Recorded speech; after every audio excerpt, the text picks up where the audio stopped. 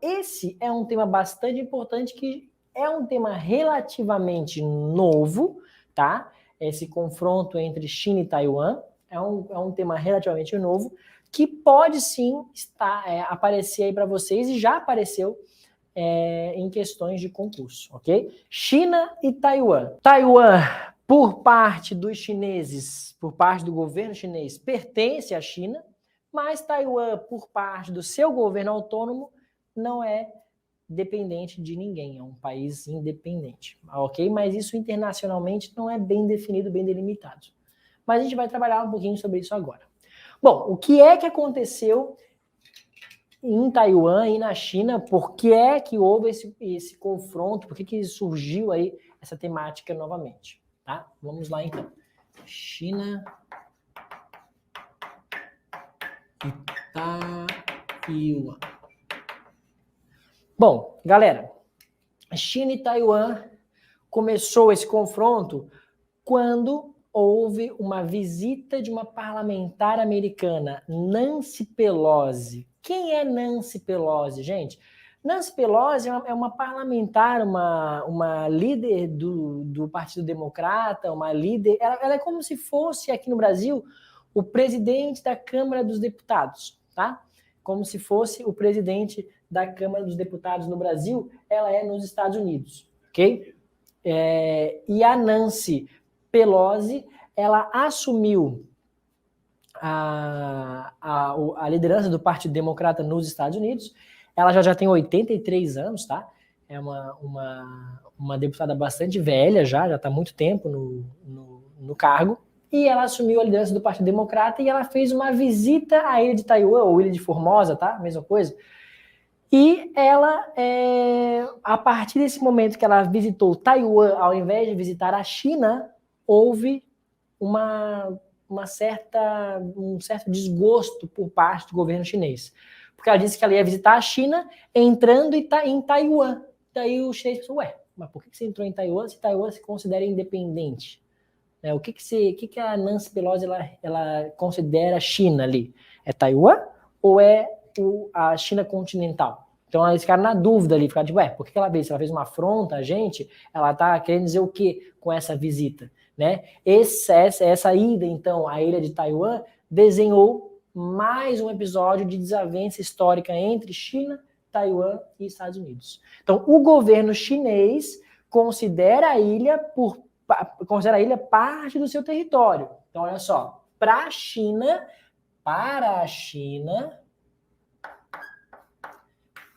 eles, Taiwan pertence ao seu território, para a China, tá? Agora, para Taiwan, eles são um país independente.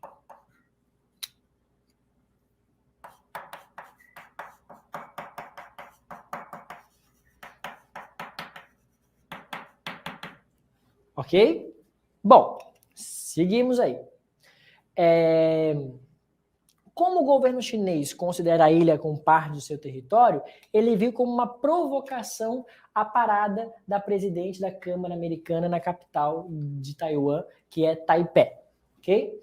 Os Estados Unidos, por sua vez, não reconhece, tá? Os Estados Unidos ele não reconhece Taiwan como um estado, mas nutre uma relação com a ilha. Relação essa de economia, parceria política, parceria militar, ok? Uma política estratégica os Estados Unidos têm com a ilha, com Taiwan.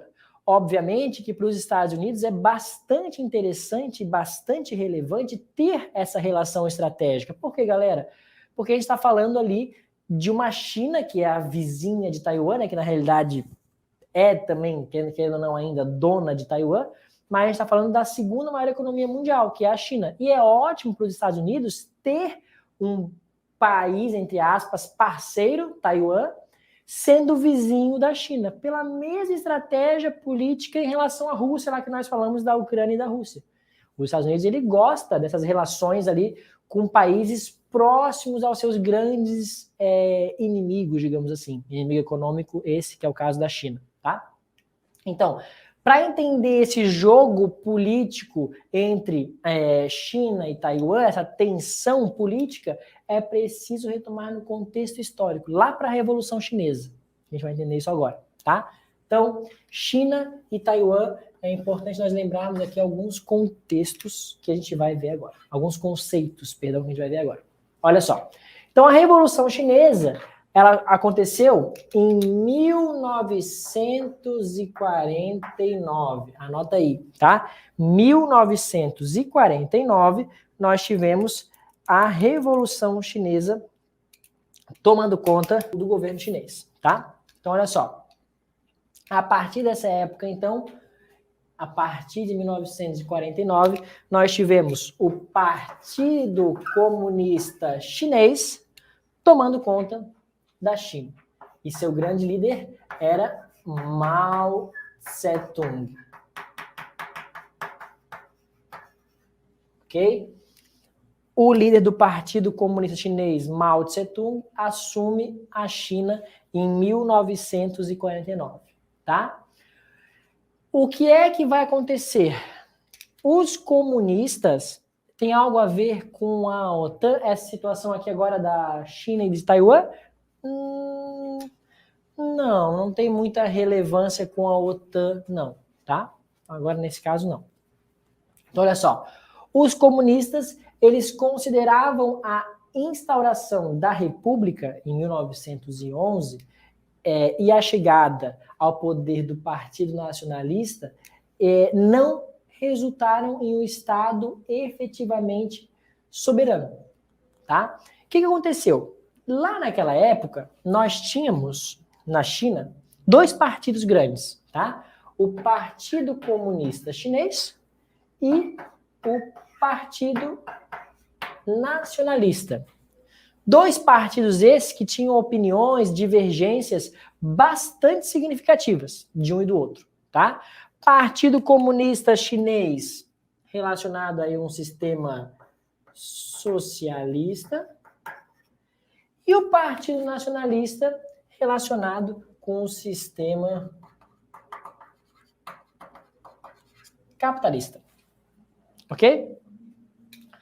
Bom, desde então, desde essa época aqui, a China viveu períodos alternados, tá? De guerra civil entre nacionalistas e comunistas, ok? E também alguns períodos de aliança, nos quais os dois grupos lutaram juntos contra agressões estrangeiras, como foi o caso do Japão em 1930, que tentou invadir muitas vezes a China, tá? Não só em 1930, mas também ali no período da Segunda Guerra Mundial, que vai ali de 39 a 45, né? Então, nessa época aí, essa década de 30, final da década de 30, 39, o Japão, por fazer parte ali do bloco da Alemanha e da Itália, né? Um bloco aí chamado de eixo, o Japão tentou dominar países vizinhos, dentre eles a China, ok? E nesse caso, o Partido Capitalista e o Partido Nacionalista, né?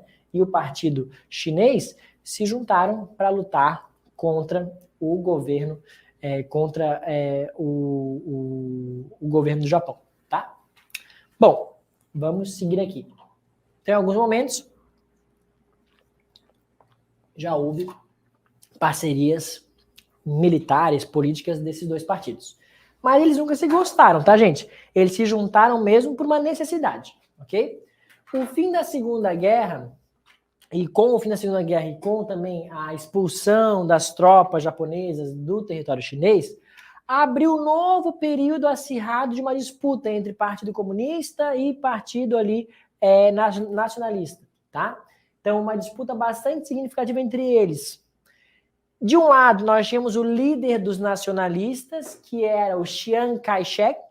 Esse cara era líder do Partido Nacionalista da China, tá? E do outro, nós tínhamos o Mao Tse-tung, líder do Partido Comunista, líder do chamado PCC, tá? Nesse caso, o Chiang Kai-shek, que era o líder do Partido Nacionalista, não resistiu ao avanço dos guerrilheiros comandados pelo Mao Tse-tung. E a partir dali, o Chiang Kai-shek, que vivia na China continental, teve que se realocar, teve que se colocar dentro da ilha de Formosa, que é a ilha de Taiwan. Então, em 1º de outubro de 1949, Mao Tse-tung proclamou a República Popular da China sobre uma orientação socialista, né? E com isso, né, houveram ali várias mudanças, muitas mudanças bastante significativas da China. Tá? A China ela passou a adotar um sistema socialista, como, por exemplo, a coletivização da terra, a expropriação de grandes empresas, ou seja, as empresas elas começaram a se tornar empresas estatais, a estatização de empresas, né? Surgiu bastante ali, um controle muito grande da população, os livros vermelhos sendo distribuídos por toda a população, né, que ali diziam as regras, as leis, tudo aquilo que eles prezavam, que um chinês ele tinha que fazer para andar no caminho correto da ordem socialista e assim por diante, tá? Então, olha só, nós tivemos um controle estatal por meio do Mao Tse-tung.